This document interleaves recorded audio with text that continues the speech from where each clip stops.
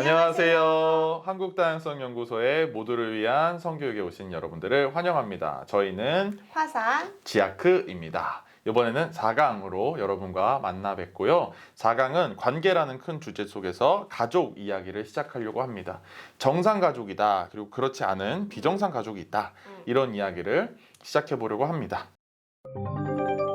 첫 번째로 저희가 그래서 구글 이미지에다가 가족이라는 단어를 넣고 검색을 해봤어요. 그랬더니 이런 이미지들이 떴습니다. 보면 모두 다 행복해요.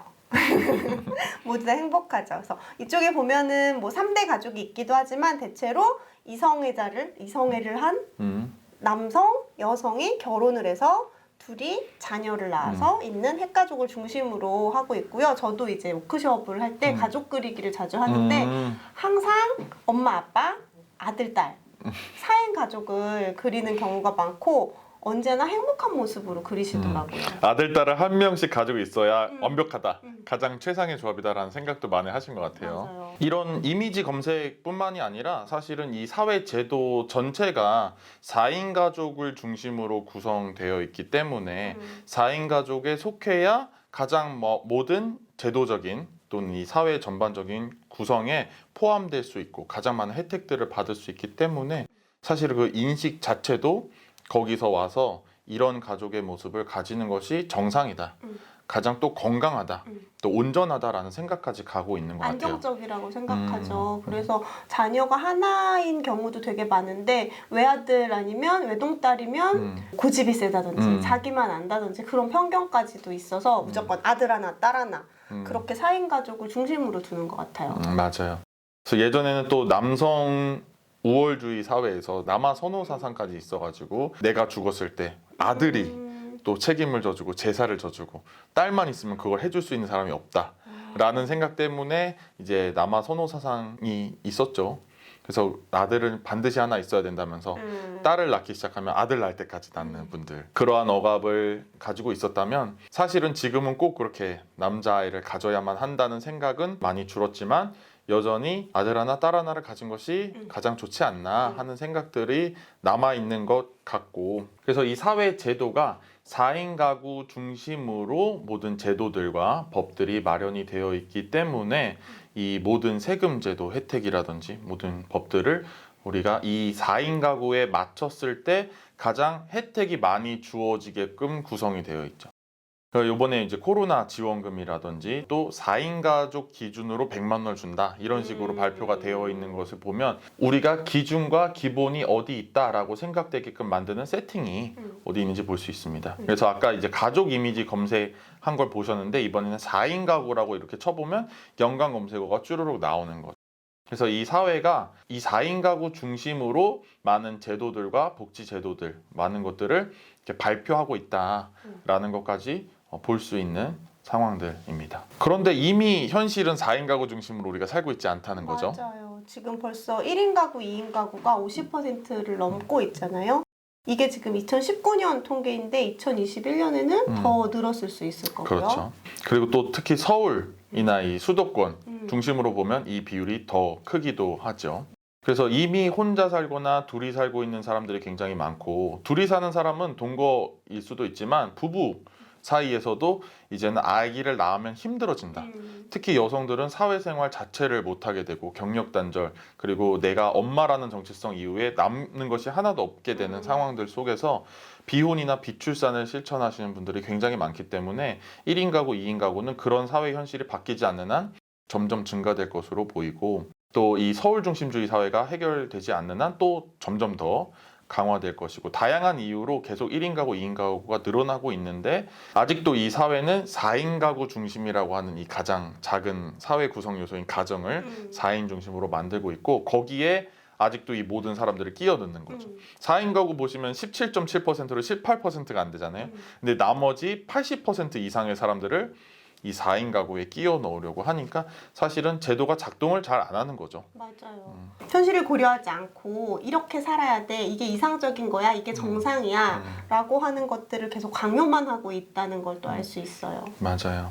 그래서 이제 미래에 어떤 추계가 이어질까 본다면 점점 더 1인 가구, 2인 가구가 증가하는 것으로 나타나고 있죠. 그래서 이 제도를 개선하지 않는 한 제도를 개선한다는 건 모든 가족의 형태를 포함하는 그런 가족의 형태를 인정하고 국가가 그런 제도를 만들지 않는 한 점점 더 자기 자신이 선택한 이 삶의 방식을 인정받지 못하고 사회보장 시스템 속에 들어가지 못하는 인구가 더 늘어날 것이다 라고 볼 수가 있겠죠. 그리고 세계적으로 우리 한국의 복지 시스템을 저는 패밀리 중심이라고 가족 중심의 복지 시스템이라고 말해놓은 연구 논문들이 많더라고요. 저는 그래서 처음엔 이게 되게 따뜻한 의미인 줄 알았어요. 가족 중심이라는 게 되게 우리가 흔히 좋은 말처럼 느껴지기도 하잖아요. 근데 읽어보니까 좋은 말이 아니라 가족에게 국가가 해야 될 일을 맡겨버렸다라는 뜻이더라고요. 그래서 태어나면서 죽을 때까지 국가가 한 사람을 책임지는 사회가 복지국가인데 한국은 가족에게 모든 걸 맡겨버렸다는 거죠. 그래서 아기가 태어나면 부모가 책임져야 되고 그것이 의료부터 교육, 사교육, 대학교 입학 그 모든 것을 책임져야 되고 그럼 부모가 늙으면 누가 책임져야 돼요? 자녀가 또 그 부양을 해야 되는 것처럼 그리고 그 부양을 잘해주길 바라면서 투자를 하는 거죠. 그러니까 이것이 가족에게 모든 것을 책임을 맡겨버린 국가는 그러니까 쏙 빠지는 거죠. 그래서 사실은 가족에게 이 복지 시스템을 맡기기 위해서 4인 가구가 만들어져야 되는 거죠. 근데 그러게 아니라 한 명 한 명과 국가가 개별적으로 관계를 맺을 수 있는 사회까지 가야 된다라고 생각을 하거든요. 태어나면서부터 죽을 때까지 국가가 보건이든 의료든 복지든 교육이든 이 모든 것들을 국가가 책임질 수 있는 사회가 된다면 모든 것들을 가족으로부터 공급받을 필요가 없는 그런 한 사람의 존엄성을 국가가 책임지는 제도를 우리가 만들어 가야만 하겠다라는 생각들을 이어서 해볼 수 있을 것 같습니다. 지아크가 말씀하신 대로 정말 사회 시스템이 바뀐다면 지금처럼 가족에게 기대어서 살아야 되는 가족에게 의존해서 살아야 되는 맞아요. 그래서 자녀의 경우에 부모님이 나에게 막 투자를 하잖아요. 투자. 말 그대로 지원이 아니라 투자인 거야. 이거는 뭔가 뽑아내야 돼.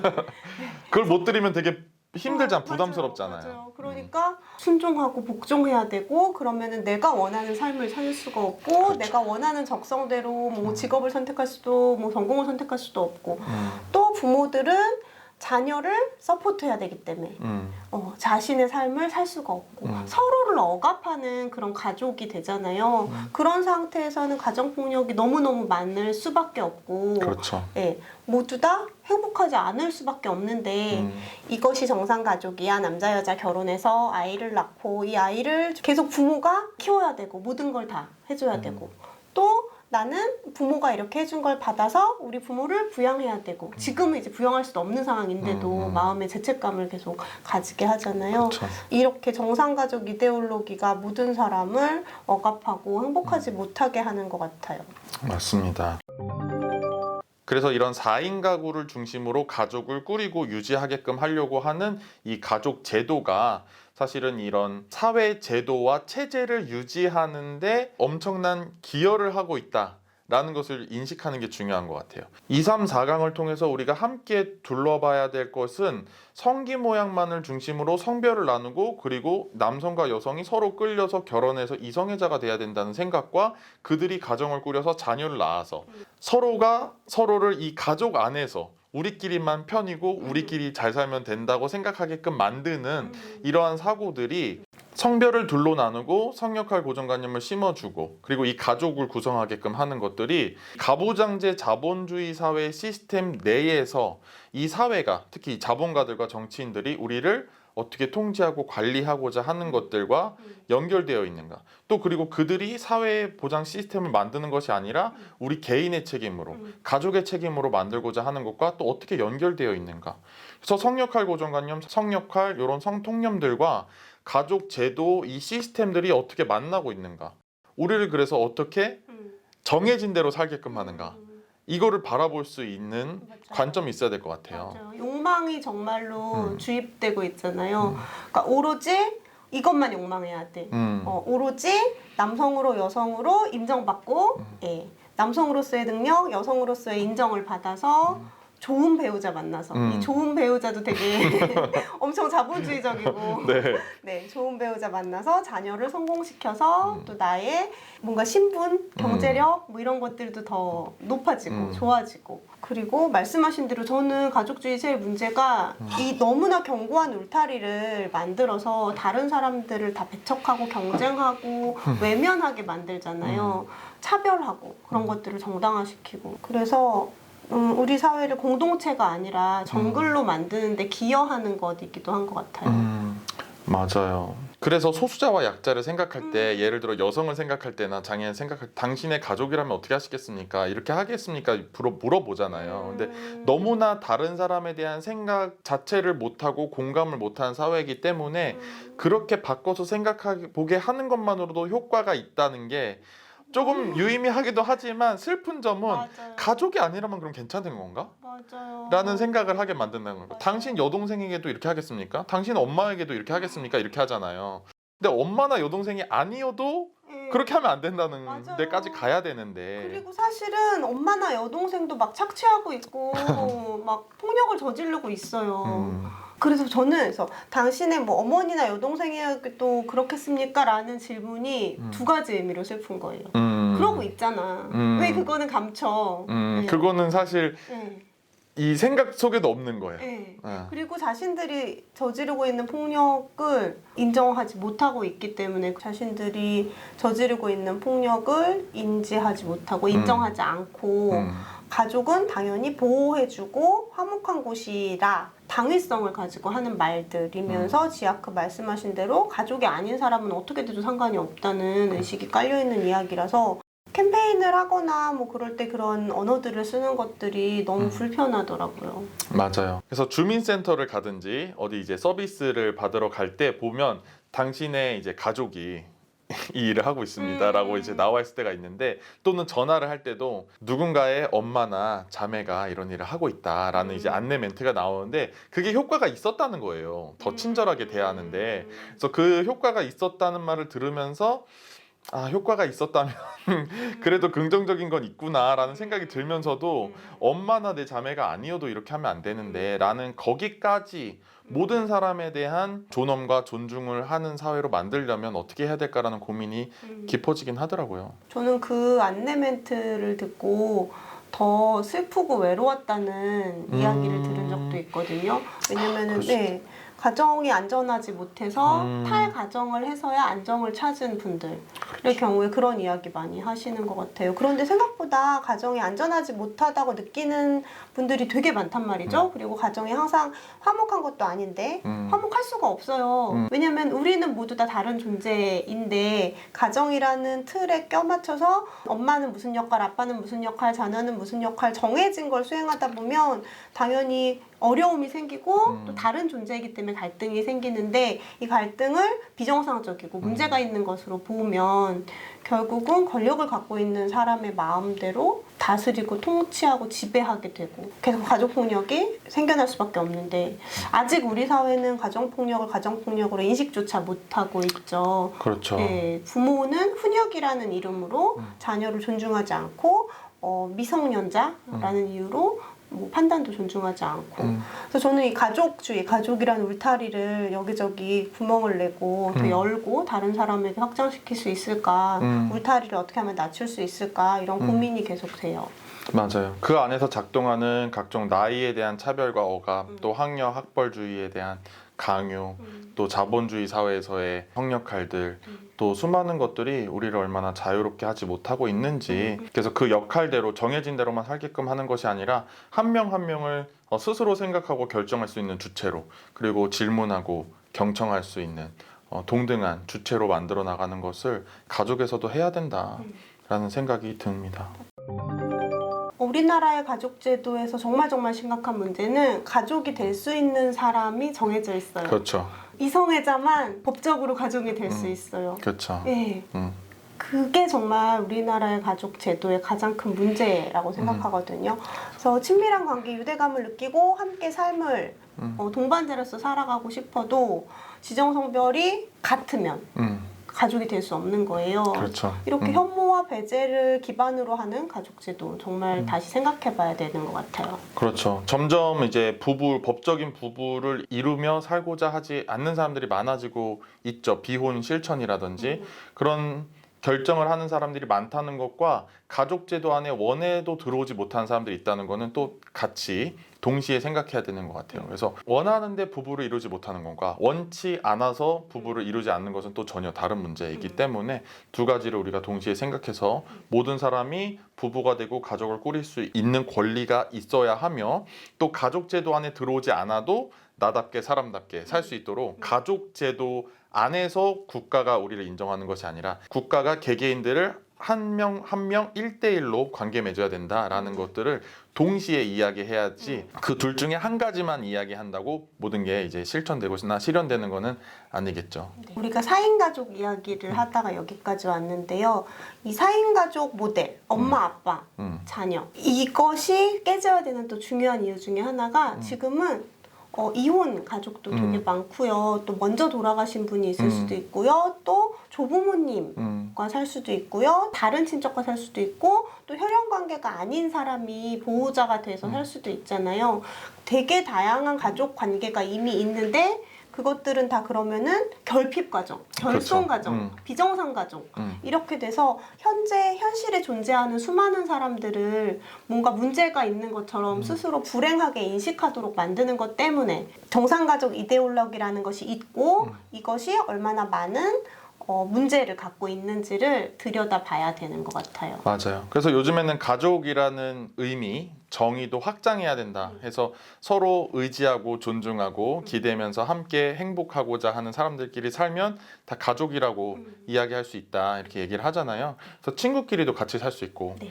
그래서 코하우징이나 쉐어하우스라고 얘기를 하면서 꼭 부부관계나 혈연관계로 이루어지지 않은 친구관계나 함께 존중하고 의지하는 사람끼리 사는 것도 가족이다라고 하면서 얘기를 많이 하거든요. 맞아. 그런 공동체 가족들이 이제는 조금 인식이 바뀌어서 많이 형성되고 잘 살고 있는데 문제는 제도가 따라오지 않아서 그쵸. 가족으로 인정하고 있지 않잖아요. 그쵸. 시민 동반자법, 파트너법이 맞아. 만들어져야 되겠습니다. 맞아요. 또 하나는 인식 수준이 향상되지 않은 것 같아요. 그래서 이렇게 살고 있는 가족들을 계속 부적당하고 본다든지 꼭 뭐 사고 날 거야, 뭐 이거 좋지 않은 모습이야, 불완전하잖아라고 해서 개선돼야 될 모습으로 생각하는.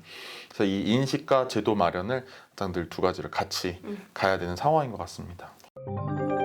그래서 우리가 가족 내에서 일어나고 있는 폭력들에 대해서 아까 말씀을 해주셨는데 육체적 폭력도 사실은 잘 다루어지지 않고 있고 아직도 신고해도 남녀 관계는 뭐 부부 관계에서는 어쩔 수 없어요. 뭐 자녀에게 훈육하는 거 어쩔 수 없어요. 이런 일들 아직도 일어나고 있지만 육체적인 폭력 뿐만 아니라 사실은 정서적인 언어적인 폭력도 엄청나게 많이 일어나고 있는데 육체적 폭력도 잘 다뤄지지 않는 사회에서 정서적인 폭력이나 언어적 폭력은 더 다루어지지 않고 있는 거죠. 그래서 사실은 폭력이다라고 인지조차 못하면서 그런 환경 속에서 크고 있는 것이 아주 또 큰 문제라고 할 수 있습니다. 그렇게 자라나서 어른이 돼서 다시 폭력을 되풀이하고 그렇게 계속 억압하는 사회가 유지되고 있는 것 같은데요. 보시면 이제 우리 아이 번아웃 증후군일까? 뭐 체크리스트가 있잖아요. 이것들을 지금 보시는 분들 부모님이 계시다면 좀 해보실 필요가 있을 것 같아요. 지금 여기 써 있는 내용들을 보면 이렇게 자녀들이 이런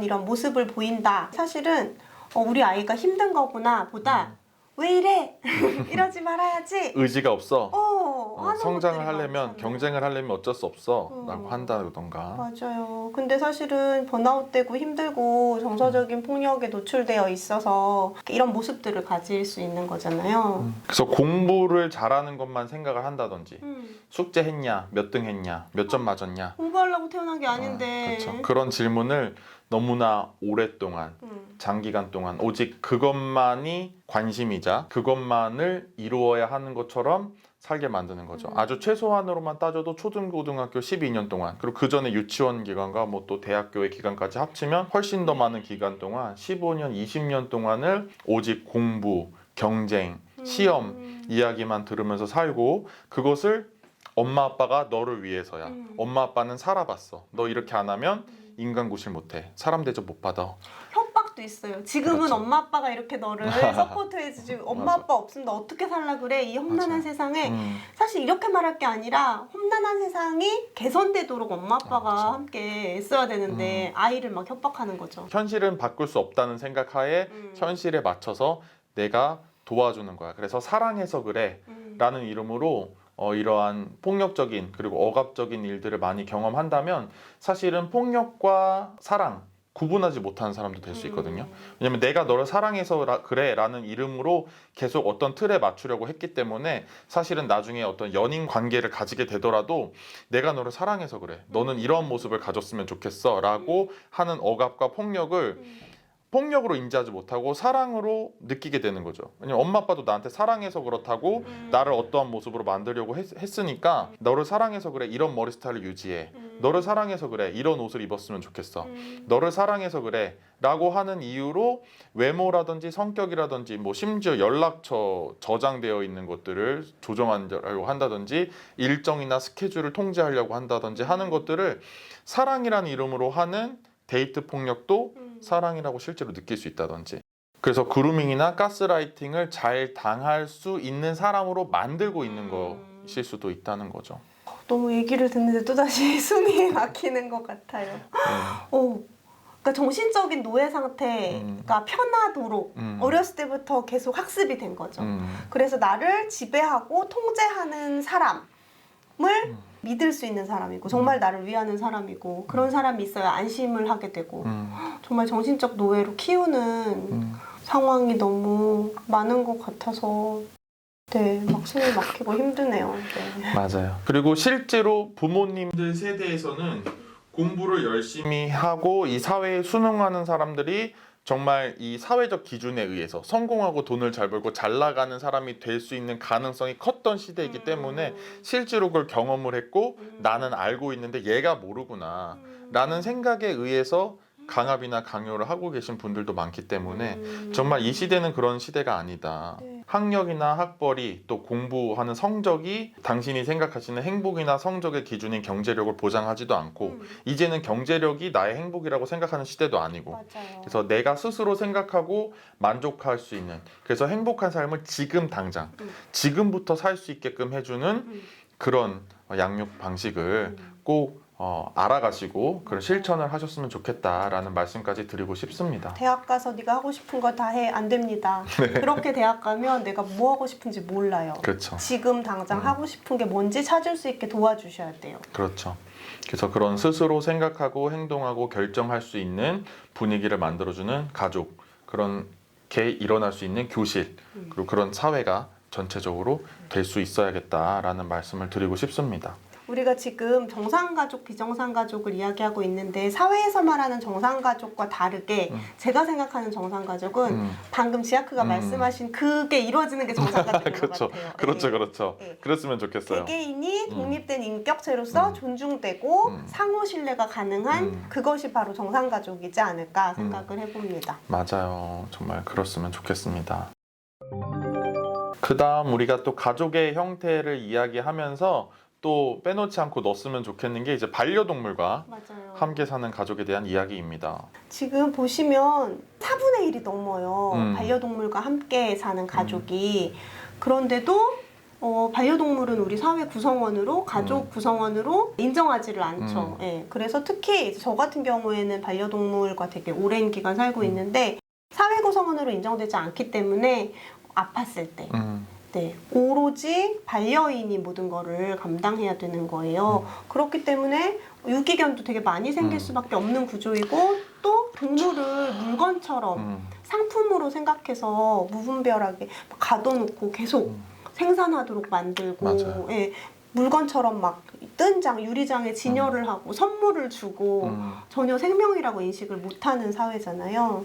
너무 많은 게 얽혀 있는 것 같아요. 인간의 눈에 귀여운 품종을 만들기 위해서 순종견이라는 걸 했기 때문에 이런 아이를 계속 낳는 동물들이 따로 있는 거고 또 그들을 낳아서 물건처럼 사고 파는 공간이 있는 거고 또 귀엽고 사랑스러운 이미지만을 위해서 샀기 때문에 늙거나 아파지게 되면 버리게 되고 맞아요. 이게 연결되어 있기 때문에 어떻게 생명으로 보지 못하고 상품으로 보는가와 또 그리고 그것을 오로지 반려인에게만 맡겨놨기 때문에 의료보험 같은 것도 없이 맞아. 모든 걸 온전히 내가 책임져야 하기 때문에 너무 큰 돈이 들잖아요. 그런 것들이 다 연결되어 있지 않나 하는 생각들이 듭니다. 맞아요. 그래서 사람 중심으로만 가족을 생각할 때, 동물을 생명으로 생각하지 못할 때, 동물과 함께 사는 가족들은 그 고통, 힘겨움을 오로지 다 감내해야 되는 그런 상황이 생기는 것 같고요. 동물을 가족으로 생각하지 못하기 때문에 동물에 대한 폭력도 엄청난 것 같아요. 그렇죠. 동물에 대한 폭력을 본 장면이 막 떠올라요. 그걸 과시하는 사람들도 있잖아요. 유튜브 채널로 막 동물을 괴롭히고 그것으로 막 조회수를 올리고 이런 사람들도 있죠. 그게 이제 재미있는 모습으로 여겨지는 사회가 됐다는 것이 저는 정말 슬픈 것 같고요. 그런데 여기서 또 하나 유의미하게 봐야 되는 지점은 동물을 괴롭히고 폭력을 가하는 사람이 실제로 인간에게 폭력을 가한 범죄자가 될 확률이 굉장히 높다는 거예요. 그래서 해외의 많은 나라들은 이미 동물을 학대하는 범죄를 가한 사람이 인간의 폭력을 가하는 확률과 아주 밀접하게 연관이 있기 때문에 동물 학대 자체를 그냥 폭력으로 바로 처벌을 합니다. 맞아요. 그리고 저는 동물에 대해서는 아까 우리가 슬프다고 했던 말을 적용해야 될 것 같아요. 동물을 학대하는 장면을 보면 당신의 가족이라고 생각해 보세요. 당신의 딸이라고 생각해 보세요. 뭐 어머니라고 생각해 보세요. 이럴 때는 필요한 게 아닌가 생각이 듭니다. 왜냐면 우리 나라에서 4분의 1이 넘게 동물 가족과 함께 살고 있으니까요. 맞아요. 가족이 아닌 어떤 귀여운 대상으로 또 생명이 아닌 그냥 장난감처럼 여기기 때문이 아닌가. 그래서 가족으로 생각해 보세요라는 질문 좋을 것 같다 하셨는데 또 생명으로 그냥 생명 자체로 생각해야 되지 않나 이런 생각도 해보고요.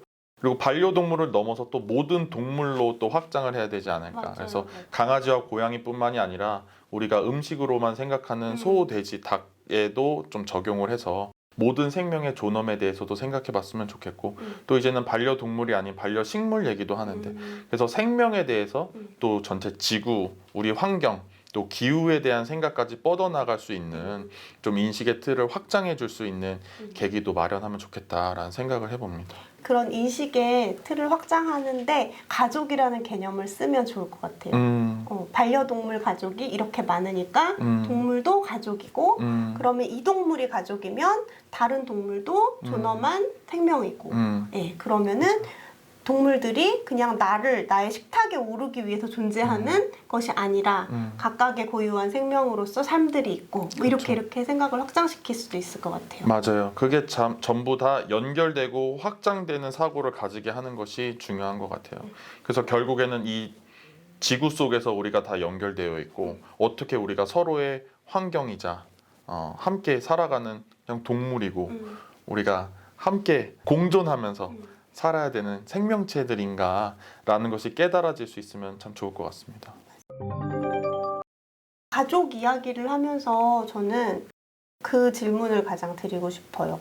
어느 가정에서 태어날지 내가 선택할 수 없잖아요.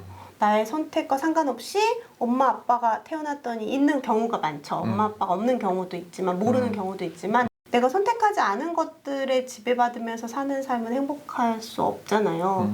그래서 엄마 아빠를 선택할 수는 없지만 내가 함께 사는 가족, 다른 동반자를 선택할 수 있었으면 좋겠고요. 그랬을 때 내가 남자니까 여자를 만나서 당연히 살아야 돼. 여자니까 남자를 만나서 당연히 살아야 돼가 아니라 내가 행복하기 위해서 나에게 어떤 것들이 필요하고 어떤 사람들이 필요하고 어떤 관계를 맺으면서 어떤 곳에서 살지 그래서 나는 누구랑 어떤 관계를 맺으면서 사는 것이 좋을까를 근본적으로 생각할 수 있는 그런 사회가 됐으면 좋겠습니다. 그래서 말씀하신 것처럼 정상가족이라는 게 4인 가족, 또 이성애자 가족, 또 그리고 이혼하지 않은 가족 이것이 정상이고 온전하고 건강함이 아니라 평등할 수 있는 가족, 그래서 주체적일 수 있는 가족, 서로 존중하고 경청하고 그 존엄한 삶을 살 수 있도록 서로 돕고 서로 의지하는 것이 불편하지 않은 이런 평등한 관계를 맺는 것이 정상 가족이었으면 좋겠다 말씀하셨는데 모든 사람들이 그렇게 할 수 있는 구조가 문화가 되는 사회로 우리는 정말 갔으면 좋겠다 그런 생각이 들고요. 그것을 정말 주체성이 훼손되지 않으면서 내가 그것을 결정할 수 있는 사람으로 여겨지고 이 사회가 제도가 나를 그렇게 지원하는 사회가 될 수 있도록 가야 되지 않을까 하는 생각을 해보게 됐습니다. 그런 사회를 만들기 위해 함께 힘을 내어 보아요. 감사합니다. 오늘 여기까지 할까요? 감사합니다. 수고하셨습니다. 감사합니다.